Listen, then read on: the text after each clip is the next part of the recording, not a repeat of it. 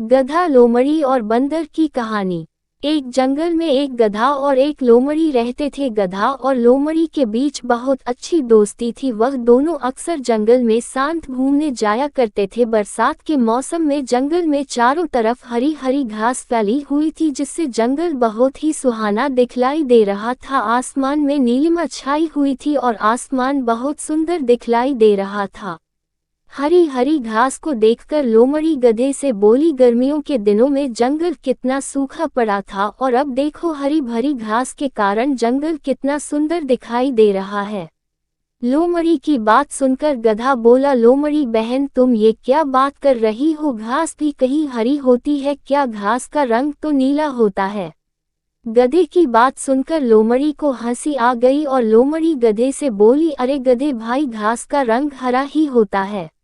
गधा फिर बोला, घास तो मेरा भोजन है, तो क्या मुझे घास का रंग भी नहीं पता है? तुम तो मांसाहारी जीव हो, तुम्हें क्या पता घास का रंग कैसा होता है?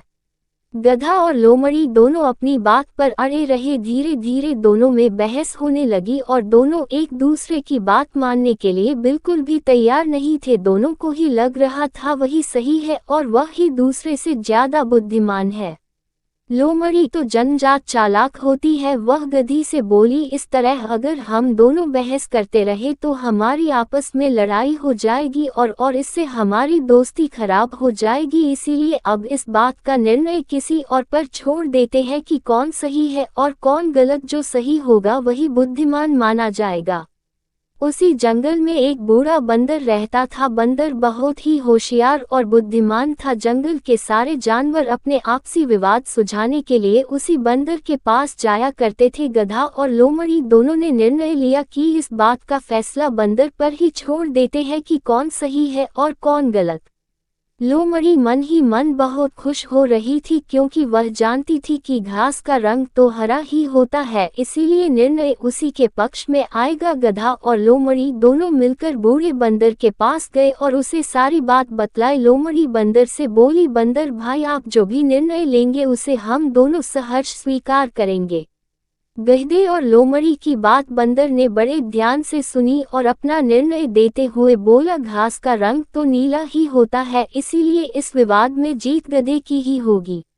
बंदर की बात सुनकर गधा तो बहुत खुश हुआ और नाचता गाता वहां से चला गया, किंतु बंदर के इस निर्णय से लोमड़ी को बड़ा आश्चर्य हुआ और निराशा भी हुई। गधे के जाते ही लोमड़ी बंदर से बोली, ये तो आप भी जानते हैं कि घास का रंग तो हरा ही होता है, फिर आपने गधे को विजयी घोषित क्यों किया?